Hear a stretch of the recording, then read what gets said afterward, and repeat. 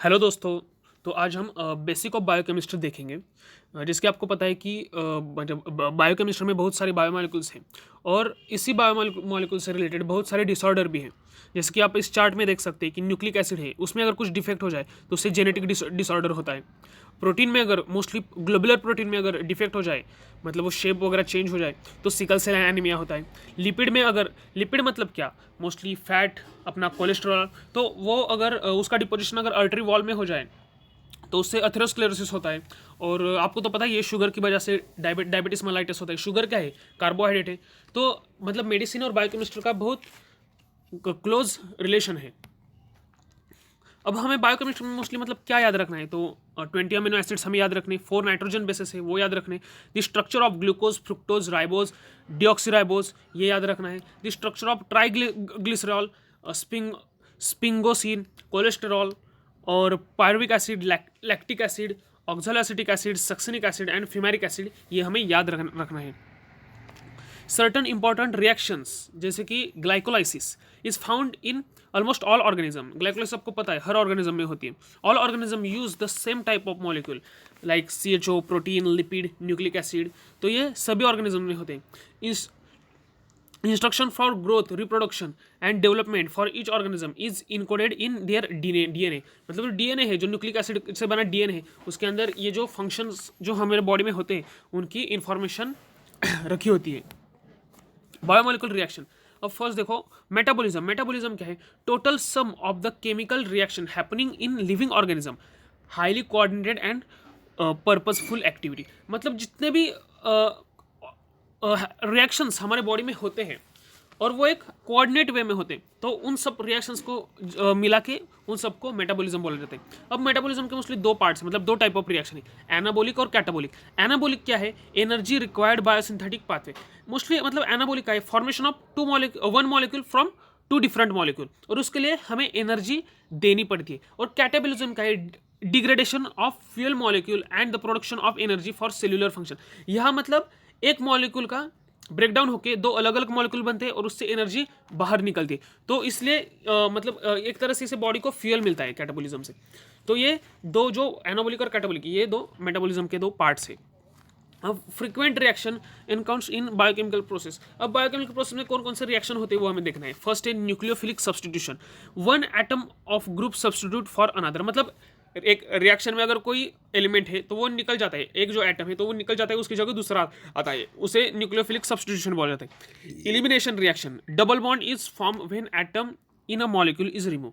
मतलब कोई एक एटम निकल जाता है और डबल बॉन्ड का फॉर्मेशन होता है, तो इसे एलिमिनेशन रिएक्शन बोलते हैं। एडिशन रिएक्शन क्या है, two molecule combine to form single product. दो मॉलिक्यूल का कॉम्बिनेशन होता है और उससे सिंगल प्रोडक्ट बनता है। यहाँ पे एक एग्जांपल दिया है हाइड्रोजन रिएक्शन, मतलब अगर अपने अल्कीन में वाटर डाला तो उससे अल्केन बनता है, अल्कोहल में डाला तो उससे अल्कीन बनता है। तो इस तरह से मतलब ये जो रिएक्शन है ये इसको एडिशन रिएक्शन बोलते हैं।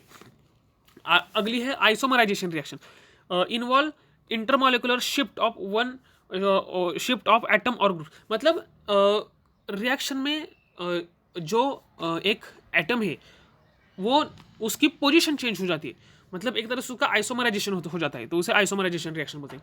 ऑक्सीडेशन रिडक्शन यानी redox reaction occur when there is transfer of electron from donor to an acceptor. मतलब डोनर से एक्सेप्टर की तरफ इलेक्ट्रॉन का शिफ्टिंग हो जाती है, उसे रेडॉक्स रिएक्शन बोलते हैं। Hydrolysis reaction, cleavage of double bond by water. Hydrolysis मतलब डबल बॉन्ड का ब्रेक होता है, जो अनसैचुरेटेड हो वो सैचुरेटेड हो जाता है। अब यहाँ पे देखो, यहाँ पे ये इंपॉर्टेंट है, 1 angstrom is equal to 0.1 nanometer. ये एक्चुअली पीरियोडिक टेबल है। इसके नीचे जो दिया गया है वो इंपॉर्टेंट है, मतलब most abundant essential for all organism, ऐसे एलिमेंट्स कौन से हैं।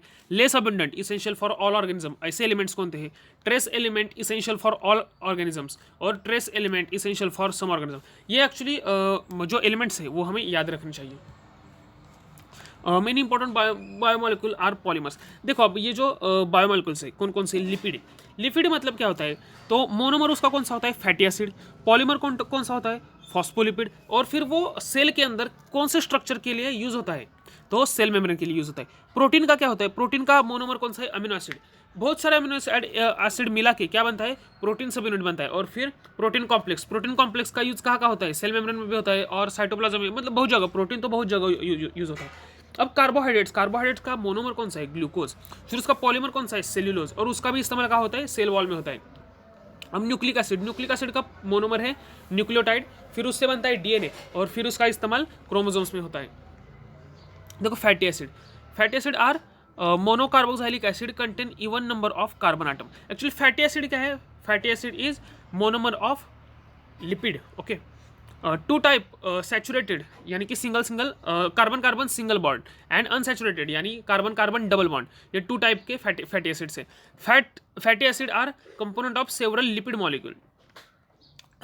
Example of lipid are triglycerols, steroid यानी कि cholesterol, sex hormone, fat soluble vitamin. तो ये सब लिपिड है। तो अब फैटी एसिड का फंक्शन क्या है, storage of energy in the form of fat, ये बहुत इंपॉर्टेंट फंक्शन है। Membrane structure, insulation, thermal blanket. ये इंसुलेशन मतलब क्या है, तो एक तरह से थर्मल आइसोलेशन, इस चीज़ के लिए फैट का यूज होता है। सिंथेसिस ऑफ हार्मोन्स भी फैटी एसिड से बनते हैं। अब लिपिड देखो, लिपिड का क्या है, तो मोनोमर फैटी एसिड जो हमने अभी देखा। पॉलीमर क्या है, फॉस्फोलिपिड, और फिर मतलब उसका स्ट्रक्चर, उसका इस्तेमाल कहाँ पे होता है, तो मेम्ब्रेन में, सेल मेम्ब्रेन में होता है। Major class of small biomolecules. अब देखो ये अमीनो एसिड का थोड़ा हम देखते हैं। ये क्या है, प्रोटीन का बिल्डिंग ब्लॉक है। मोस्टली कितने अमीनो एसिड है, 20 अमीनो एसिड्स है। Contain amino group and carboxylic group as a functional group. मतलब आपको पता है अमीनो एसिड में कार्बोक्सिलिक ग्रुप होता है और अमीनो ग्रुप होता है, और उसके अलावा आर ग्रुप ना होता है, मतलब वो अलग अलग होते हैं।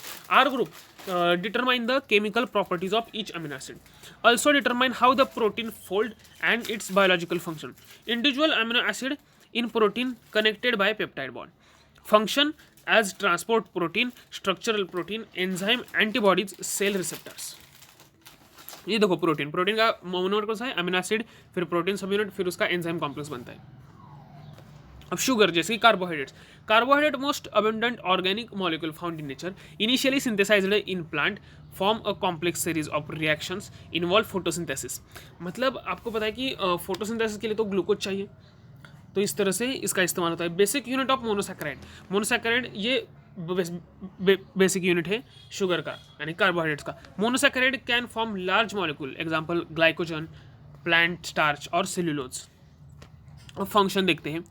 Store energy in the form of starch, photosynthesis in plant, और glycogen in animal and human. Provide energy through metabolism pathway and cycle, supply carbon for synthesis of other components, from structural component in cell and tissue, intracellular communications। ये दो carbohydrate, glucose, उस बहुत सारे glucose मिला के क्या होता है, सेल्यूलोज, और फिर सेल वॉल में उसका इस्तेमाल होता है। न्यूक्लिक एसिड का तो आपको पता है, न्यूक्लियोटाइड, फिर डीएनए, फिर क्रोमैटिन, आगे जाके क्रोमोसोम। डायग्राम दिखाया है। जिसके हमने इसमें क्या देखा कि monomers form polymer through condensation, polymer are broken down through hydrolysis. तो यहाँ पे हम चैप्टर खत्म करते हैं, ठीक है।